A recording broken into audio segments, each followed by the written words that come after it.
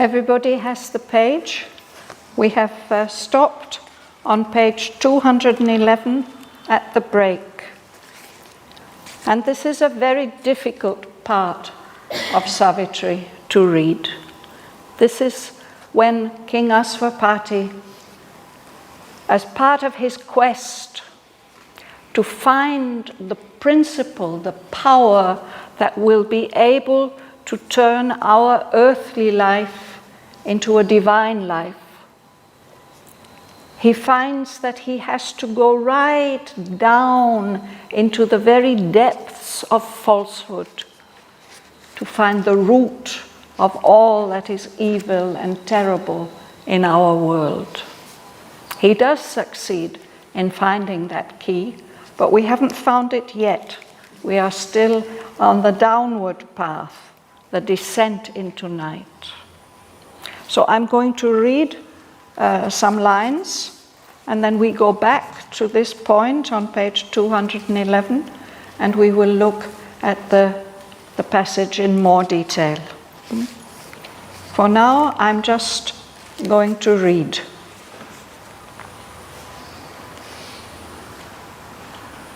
A greater darkness waited, a worse reign, if worse can be, where all is evil's extreme. Yet to the cloaked, the uncloaked is naked worst. There God and truth and the supernal light had never been, or else had power no more. As when one slips in a deep moment's trance over mind's border into another world, he crossed a boundary whose stealthy trace I could not see, but only the soul feel. Into an armored, fierce domain he came, and saw himself wandering like a lost soul amid grimed walls and savage slums of night. Around him crowded grey and squalid huts, neighbouring proud palaces of perverted power, inhuman quarters and demoniac wards. A pride in evil hugged its wretchedness, a misery haunting splendour pressed those fell, dun suburbs of the cities of dream life. There, life displayed to the spectator soul the shadow depths of her strange miracle. A strong and fallen goddess without hope, obscured, deformed by some dire Gorgon spell, as might a harlot empress in a bouge, nude, unashamed, exulting, she upraised her evil face of perilous beauty and charm, and drawing panic to a shuddering kiss twixt the magnificence of her fatal breasts, allured to their abyss the spirits fall. Across his field of sight she multiplied as on a scenic film or moving plate the implacable splendor of her nightmare pomps. On the dark background of a soulless world, she staged between a lurid light and shade her dramas of the sorrow of the depths, written on the agonized nerves of living things, epics of horror and grim majesty, wry statues spat and stiffened in life's mud, a glut of hideous forms and hideous deeds paralyzed pity in the hardened breast. In booths of sin and night repairs of vice, styled infamies of the body's concupiscence and sordid imaginations etched in flesh, turned lust into a decorative art. Abusing nature's gift, her pervert skill immortalized the sown grain of living death. In a mud goblet poured the Bacchic wine, to a satyr gave the thyrsus of a god.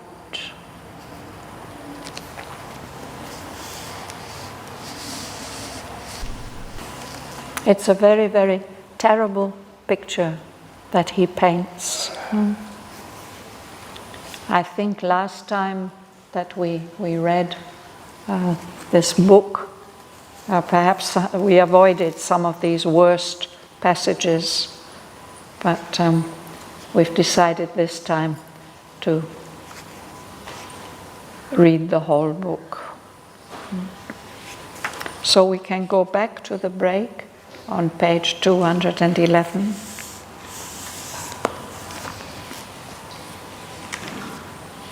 Dana, would you begin?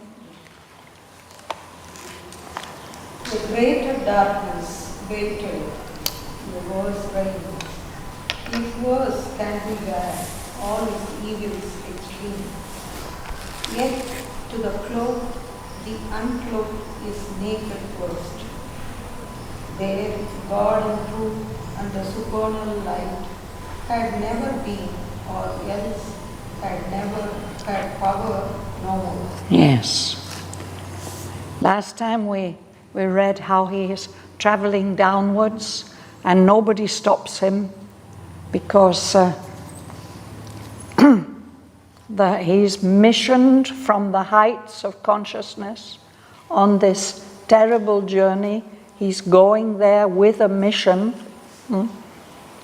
and those terrible depths, they are very ready to swallow him up.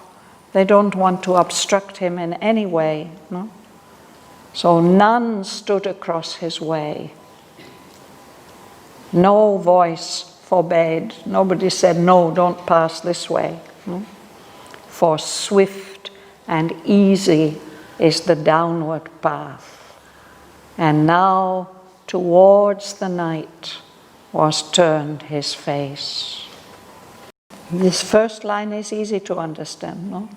That as he goes down, the darkness gets thicker, no? And that reign of darkness and evil becomes even worse. The poet says, if worse can be, where everything is already the extreme of evil. But it's worse in the sense to, if something is covered up, it's in some way somewhat less awful. When it's opened up and revealed, the uncloaked, that is then naked, worst. We see clearly what is so terrible.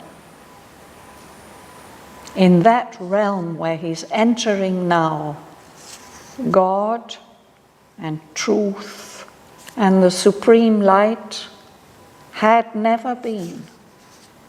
It feels like that they never existed, they never were.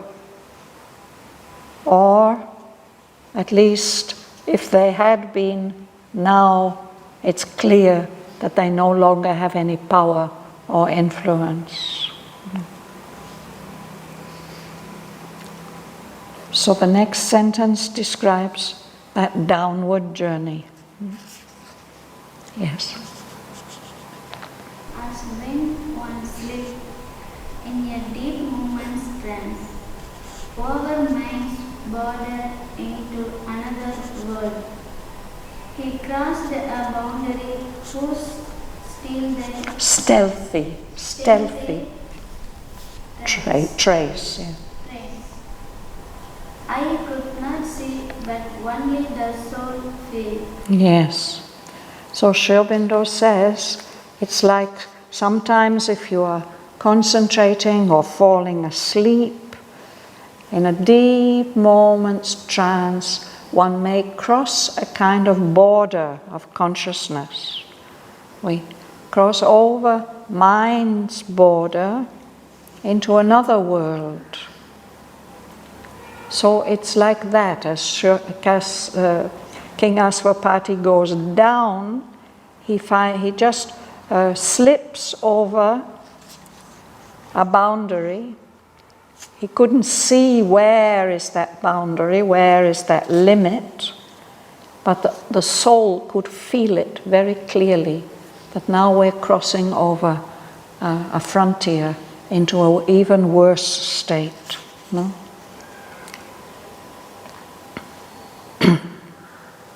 Suresh? Into an armor,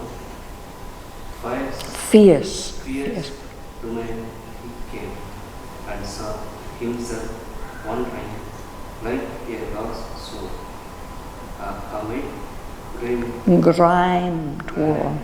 walls and serried slants of night. Yes. So, at this new realm that he's coming into is armored. Everybody has to have a weapon. And it's a very fierce domain. Fierce is a word we would apply to a lion or a tiger or something dangerous animal. No? And he perceives that he is wandering himself like a lost soul. And around him, it's really terrible, like a city. Grimed walls. The walls of the buildings are very dirty because these are slums. We know that around cities all over the world there are areas where people have to live in very terrible conditions, where there's very little room, they don't have proper houses, there's no proper water supply or sanitation. So it is like that, savage slums of night. And in slums, very often under the influence of those unpleasant, unbearably unpleasant environments, people become savage, no? And feel they have to behave badly to each other and to anybody who comes. No?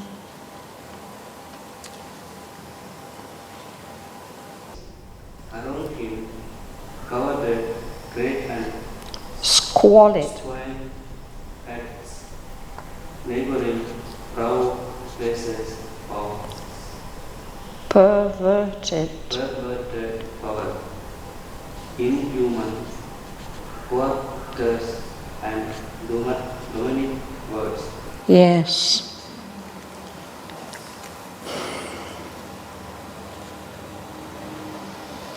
Squalid means they're really dirty and full of rubbish and just huts, no proper place to live. No? But they are surrounding, there are proud palaces. There are powerful people there who have big palaces and fortresses to live in.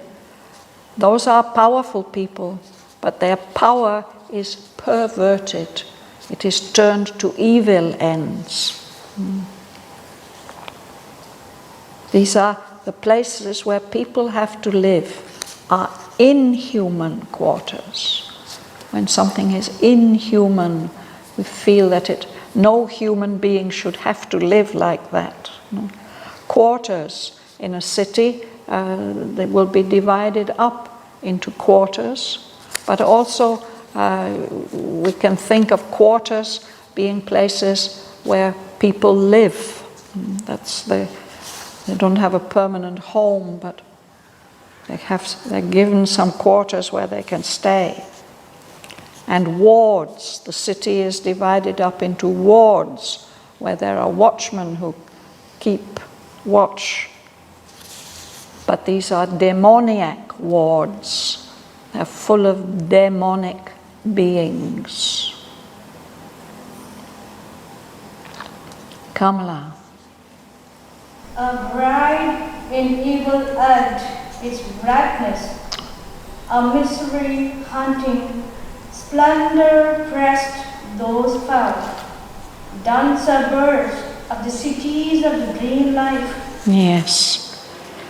So even the beings who are there, they take some pride in being the way that they are, and they cling on to their wretchedness, to that terrible condition that they're in.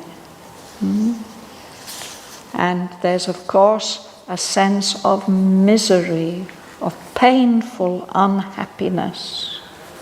But it's haunting, it's hanging around those splendid palaces. It's oppressing, he says, oppressed, those fell, dun suburbs of the cities of dream life. The suburbs are the part around the outside of the city, the center of the city. And the suburbs are often where the slums are. Fell means terrible. Dun means grey and colorless. So he's seeing these suburbs and cities of dream life. Would you like to read? Would you like to read? Their life displayed to the spectator's soul the shadow depths of her strange miracle. A strong and fallen goddess without hope, obscured, deformed by some dire Gorgon spell, as might a harlot empress in a bouge, nude, unashamed, exulting, she upraised her evil face of perilous beauty and charm, and drawing panic to a shuddering kiss twixt the magnificence of her fatal breasts, allured to their abyss the spirits fall. It's really a terrible picture. We've been reading about the life goddess in her many different states. How she was the gracious, great winged angel coming down to earth and pouring all her beauty and joy and getting swallowed up in matter so that she could only express her life force in very primitive, simple life forms that almost one would think there's no point in them being alive at all. And then we've gradually seen the evolving life in matter, the different forms that it takes. But now again, we're having to go back, not just to primitive life forms, but to something really distorted, twisted.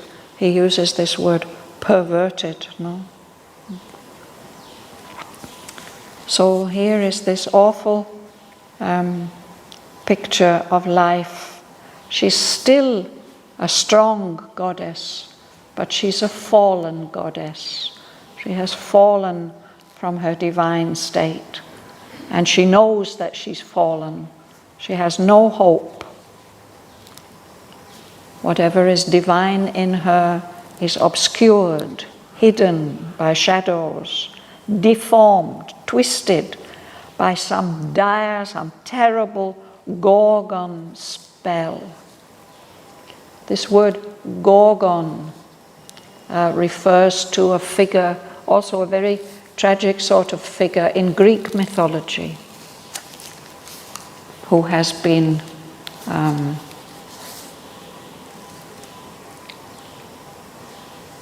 she's actually really a monster. She's been turned into a monster, and her appearance is so terrible that anybody who sees her will be turned to stone. And there's one of the legends, one of the old Greek legends, about how the goddess Athena, the goddess of wisdom and power, she empowers a Greek hero to go and find that monster and destroy her, to cut off her head and bring it back to Athena. So the goddess Athena is wearing this Gorgon monster on her shield. She keeps it covered up, but whenever she has to confront some bad thing, she can reveal it and turn it into stone. So, but the image is of a tortured, suffering face, and all her hair has been turned into poisonous snakes. So sometimes we see this picture of the Gorgon. So life is something like that. And Aswapati is seeing her in a very degraded condition. One of these places where one can go and meet prostitutes, and there she is the ruling one. She is like an empress in a bouge, in one of those very low places. There she's uncovered, nude, unashamed, even showing off. She's raising up her evil face of perilous beauty, dangerous beauty and dangerous charm, and somehow forcing people to embrace her. All these characteristics of hers are alluring the spirit's fall down into this terrible condition which life itself has fallen.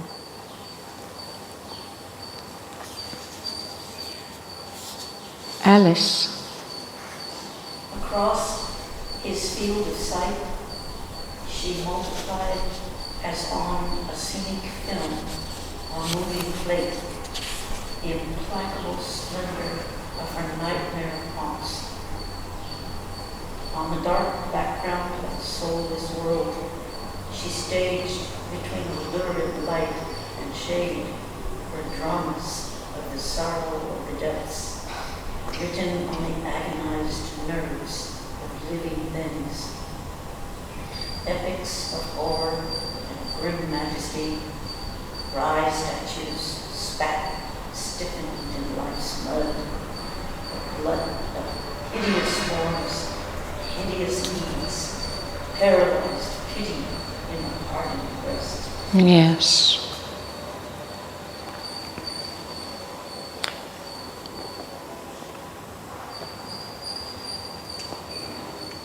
So this is what all the horrors that King Aswapati is witnessing on his way deep down to the root of falsehood and evil. So life there, this is what she's showing him. Across his field of sight, his field of vision, life is multiplying, showing him more and more images, as if it's a film or a moving plate, showing him the splendor, the implacable splendor of her nightmare pomps. All the most gorgeous things she can show, they are so terrible. Implacable, it means not showing any pity at all.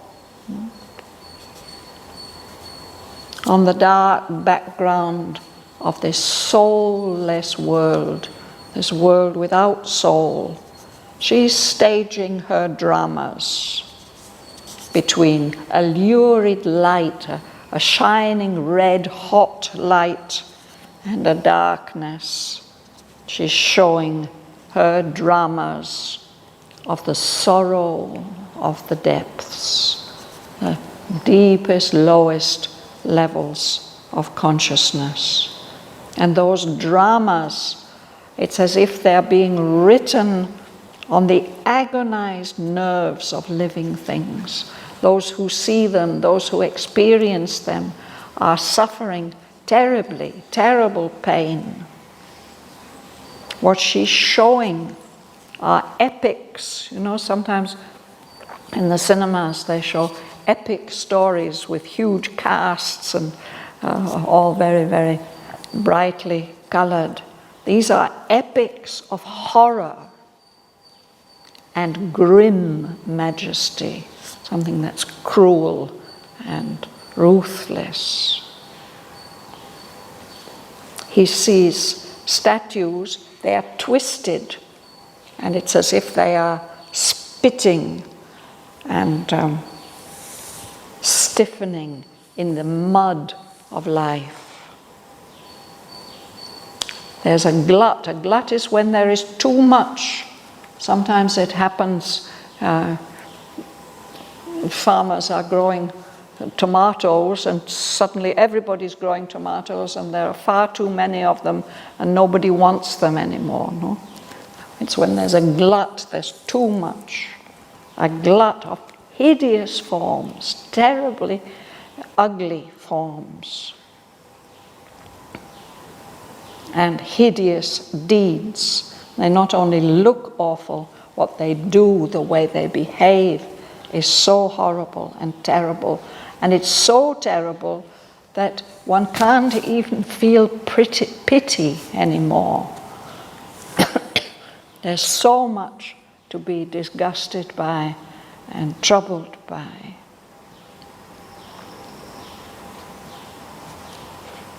Would you read, please? English of Savitri and 9 repairs of bodies. Style in Venus of the body's Concupiscence.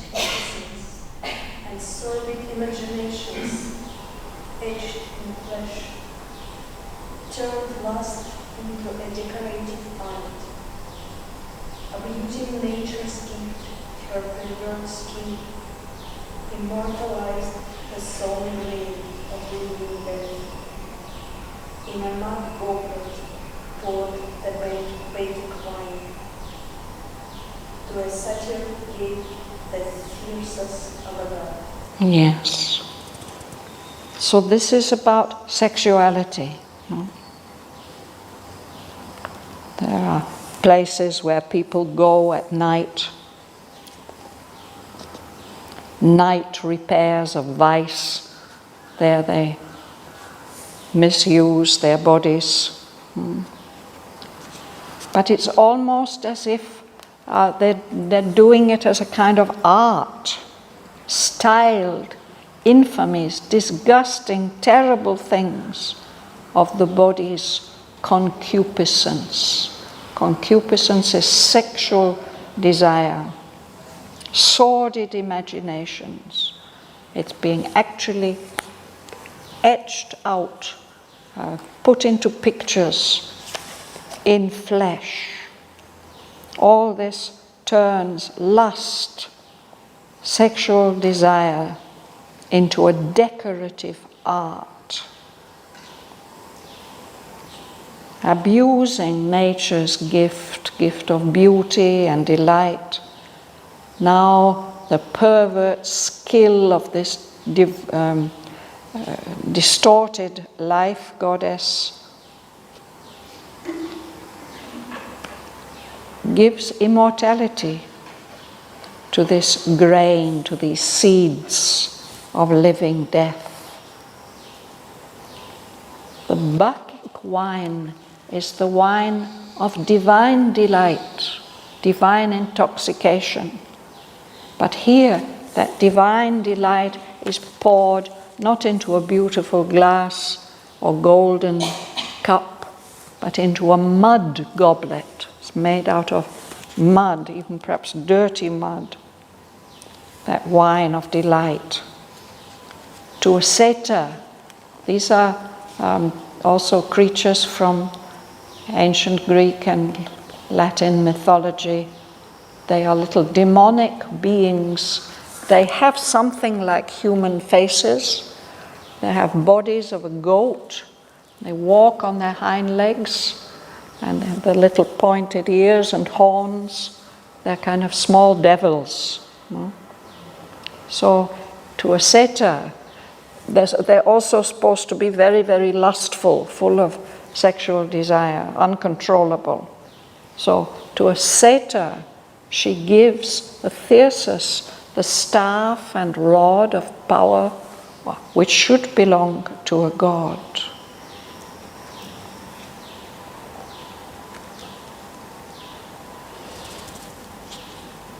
Would you read Ganga Lakshmi? Impure, sadistic, with grimacing mouth, graveful, invention, gruesome, and macabre. Television from the gulfs of night. Clear craft and genius in monstruosity, impassion of all natural shade and poise, a gap of new, exaggerate lines, their caricature, a stark reality, an appearance of well-distorted form, and the gargoyle mask obscene and terrible, trumpet to tormented posture, to torn sense. So impure, just the very opposite of pure and full of light. Sadistic, delighting in cruelty, with grimacing mouths, horrible expressions, these grey, foul, terrible inventions, gruesome, frightening even, and macabre, making us think of death and destruction, came televisioned from the gulfs of night. He sees them from a distance, as if they're being projected from the very depths of the night. These images from far away, from much deeper down, they are projected. He sees them. This is the craft, the skill of life. It's become ingenious, very skillful in monstrosity, in ugliness. It's impatient of all natural shape and poise. It's become a gape, an open gap of nude, of naked, exaggerated lines, is giving a stark, a terrible reality to caricature. Caricature is when you depict somebody or something in a distorted way. But even they're giving art parades of weird, distorted forms. We see films sometimes of the carnival, people celebrating together through the streets, dancing and with floats, and so it's something like that. But these are all weird, strange, horrible, distorted forms. A mask is a dance where people disguise themselves. So there are these gargoyle masks. A gargoyle is actually in the old cathedrals in Europe, on the edges of the roofs to catch the rainwater and direct it. It gets channeled through the mouths of carved stone creatures. And they're very often depicted like demons, like very ugly creatures. So it's obscene, it's disgusting and terrible. So the sense, King Aswapati is perceiving all this through his senses, but the senses are being torn and tortured by these terrible images and pictures. Shraddhavan, when Sri Auroville wrote this... when did he write all this? Sorry? No, I'm thinking about it. Okay.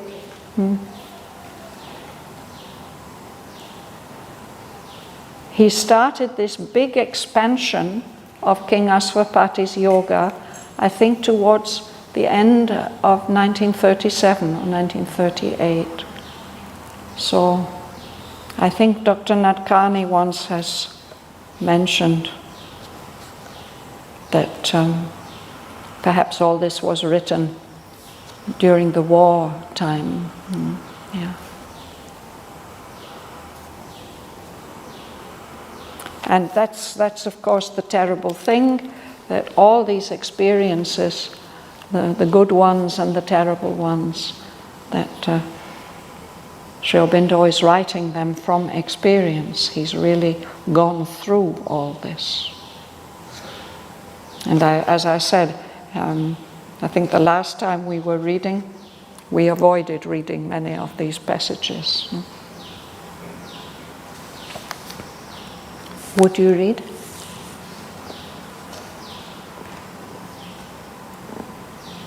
Line 392.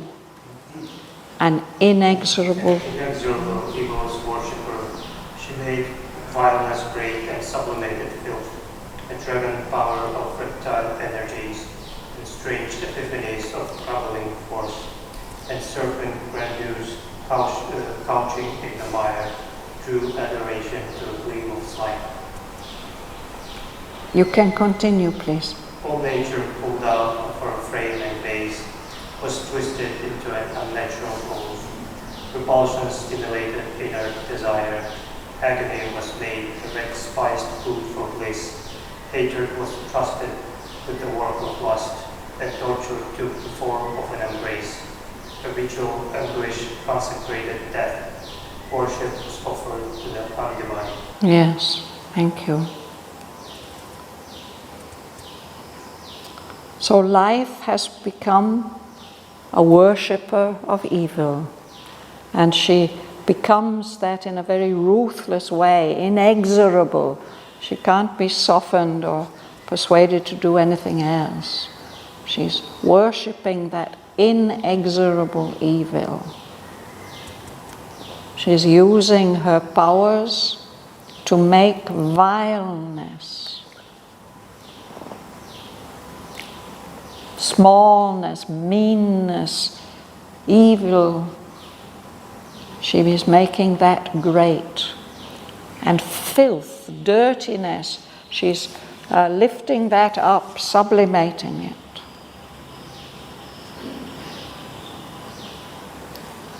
There's a great power there, a dragon power, of reptile energies, and strange epiphanies of groveling force. Groveling is when you crawl in the ground, in the dirt. But an epiphany is actually normally, it's a word that means something like darshan. It means the revelation of something divine. Here it's as if this awful groveling force is showing itself in its most extreme form. Serpent grandeurs, couching, rolling and luxuriating in the mire, in the dirty mud, draws adoration to a gleam of slime, something sticky and dirty. In this realm which he's experiencing, all nature is pulled out of her true frame and her true foundation. It's twisted into an unnatural pose. So one feels, seeing, reading all this, one feels repulsion. One feels repelled. How disgusting, how awful. But that repulsion seems to stimulate desire. Maybe the desire had faded away, but it gets stimulated, excited by this repulsion. Agony, intense suffering was made like a spicy food for bliss, for delight. Hatred was trusted with the work of lust, and torture took the form of an embrace. This is what we mean by sadism. A ritual anguish consecrated death. Maybe we've read about this kind of thing too, of human sacrifice. Worship was offered to the undivine.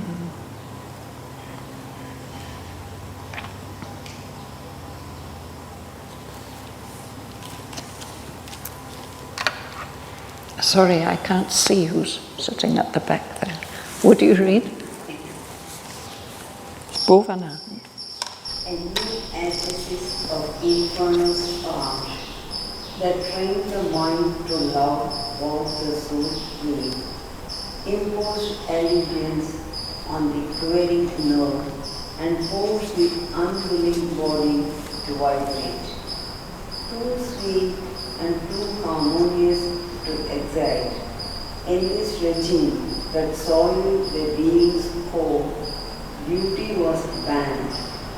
The hearts feeling dull to sleep, and cherished in their place sensations thrill. The world was folk for jets of sense appeal. Here cold material intellect was the judge, and needed sensual prick on jaw and lash, that its hard dryness and dead nerves might feel some passion and power and every point of life. Yes. A new aesthesis. This is aesthesis usually has to do with beauty, what you think of as beauty and the way you choose to create beauty. And this is an aesthesis of the art of inferno, of hell. This aesthesis, this approach to beauty, to creating beauty, imposed allegiance on the quivering nerves. It forces the nerves. The natural thing for our nerves to do is to enjoy and appreciate beauty. But instead they are forced to admire this new aesthesis that trains the mind to love what the soul hates, what is repulsive to the soul. So this new aesthesis imposed allegiance on the quivering nerves and forced the unwilling body to vibrate. Although the nerves don't want to, they can't help it. Beauty was banned. It's too sweet and too harmonious to excite in this regime, in this rule, which is soiling. It's as if it's dirtying the being to its very core, to its heart. Beauty was banned. The heart's natural responses are just dulled to sleep.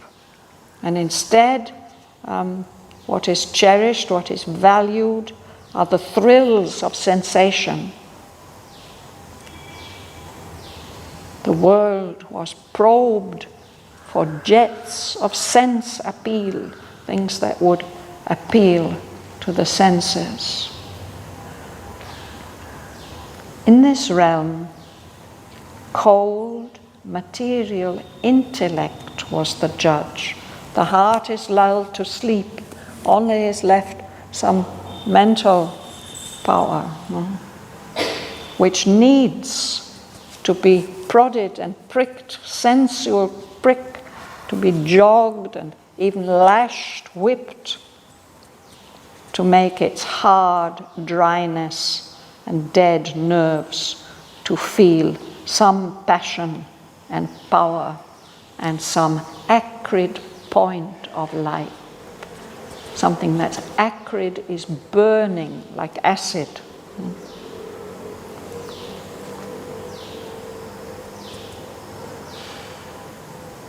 So I think we will stop there for today. If we're going to follow King Asvapati in his whole journey, we have still quite a long way to go. This canto goes on until page 219. And then we've got Canto 8, The World of Falsehood. And it's really only at the end of Canto 8, on page 231, that Asvapati finds what he was looking for, the secret key of nature's change. So when he finds it, everything does change for him.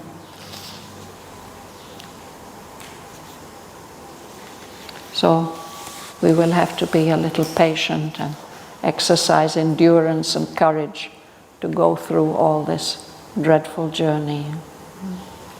But Shraddhavan, I have one question. Yesterday I was showing the BBC News the story about torture children, small children, and he described some parts of the bed. Yes. And I am very, very, very, and Kirikbai tell me when I discuss with him, take care about children of Auroville.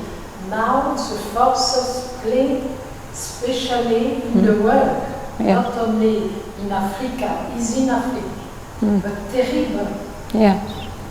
It is difficult to describe, but we would prefer not to know about all these things, no? But the world is like that. This world of falsehood exists and exerts far too great an influence on the whole of humanity. So we can be very grateful that we've been shown another kind of existence, and we can follow King Asvapati in his aspiration. He's seeing all this, he's exploring all this to find out how it can be changed definitively and forever. yes.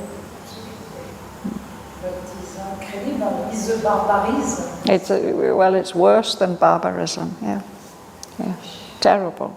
It's especially children.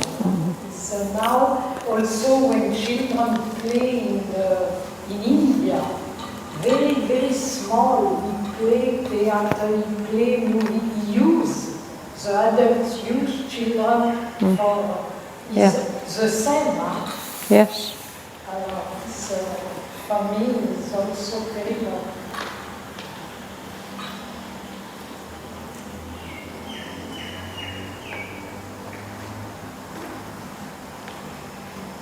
So Sri Aurobindo is sharing this knowledge with us for a reason, although it's very difficult to bear. But I offer to Sri Aurobindo. I tell Sri Aurobindo is a descent in the night. Alors I close the TV. But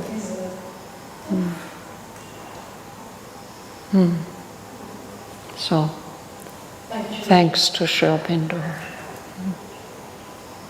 for all he has done to change the world. What is Sri Aurobindo's work? To hasten the reign of the Divine's love on earth. That's the work that we are committed to.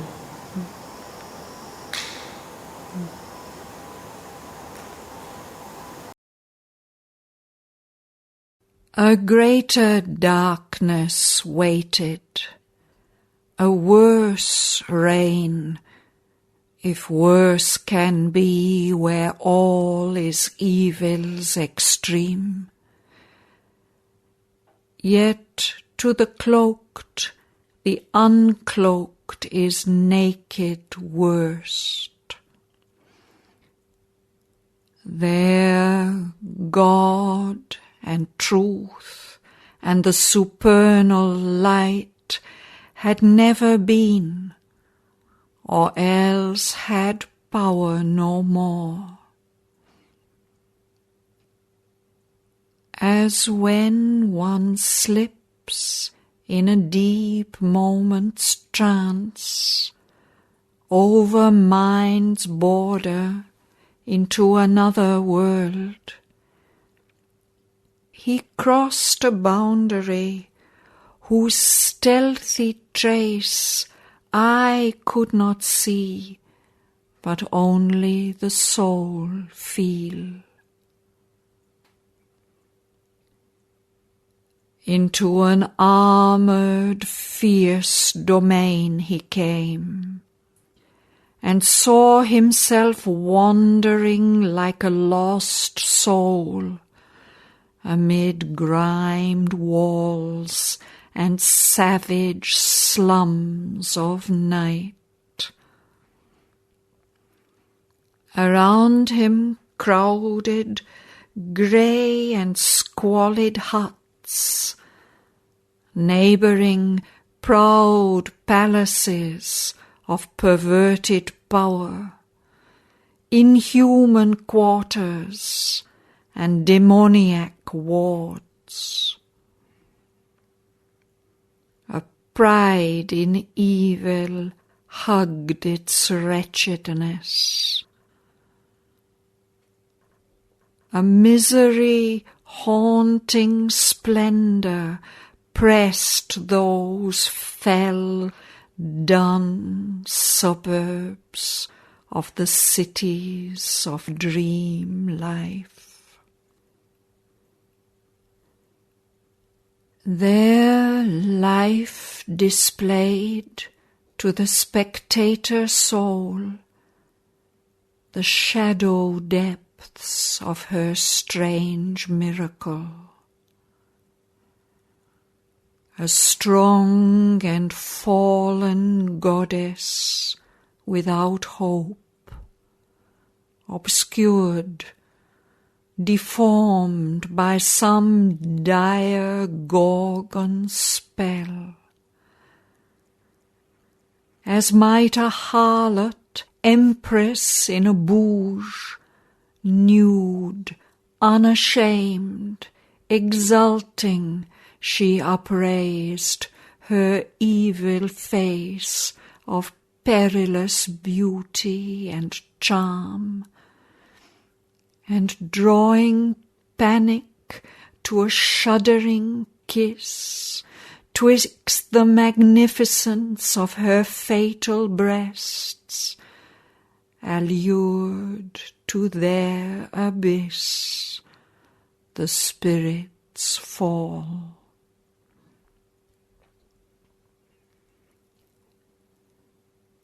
Across his field of sight she multiplied, as on a scenic film or moving plate, the implacable splendor of her nightmare pomps.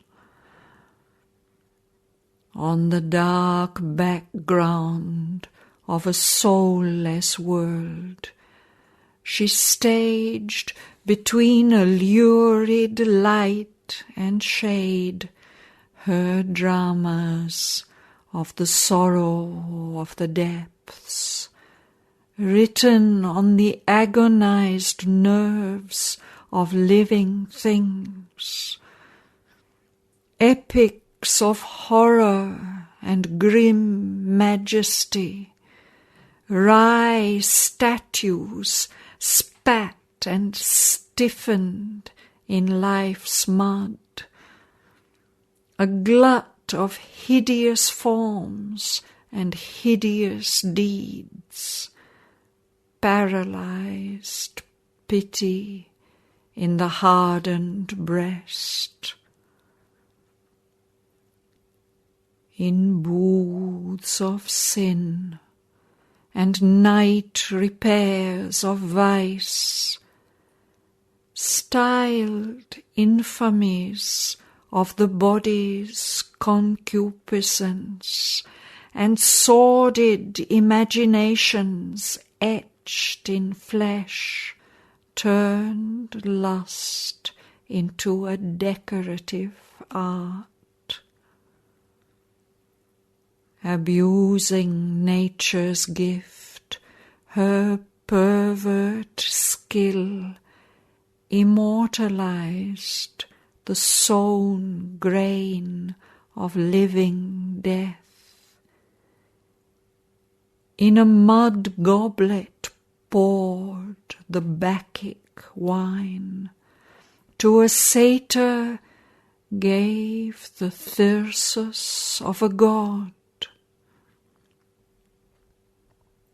Impure, sadistic, with grimacing mouths, grey foul inventions, gruesome and macabre, came televisioned from the gulfs of night.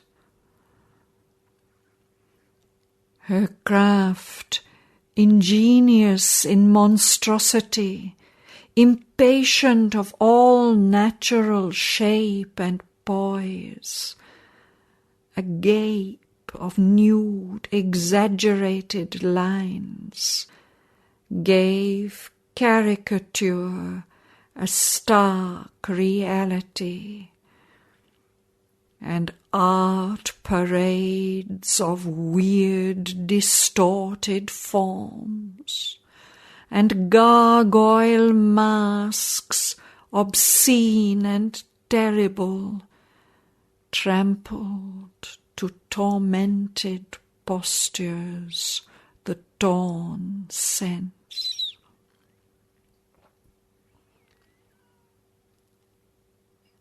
An inexorable evil's worshipper, she made vileness great and sublimated filth. A dragon power of reptile energies and strange epiphanies of grovelling force, and serpent grandeurs couching in the mire, drew adoration to a gleam of slime. All nature pulled out of her frame and base, was twisted into an unnatural pose. Repulsion stimulated inert desire. Agony was made a red-spiced food for bliss. Hatred was trusted with the work of lust, and torture took the form of an embrace. A ritual anguish consecrated death. Worship was offered to the undivine. A new aesthesis of Inferno's art that trained the mind to love what the soul hates, imposed allegiance on the quivering nerves and forced the unwilling body to vibrate.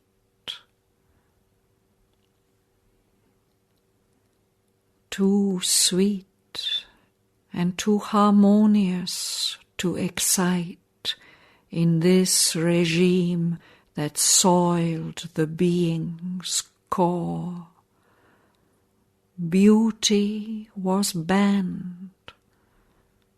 The heart's feeling dulled to sleep, and cherished in their place sensations, thrills. The world was probed for jets of sense appeal. Here, cold, material intellect was the judge, and needed sensual prick and jog and lash, that its hard dryness and dead nerves might feel some passion and power and acrid point of life.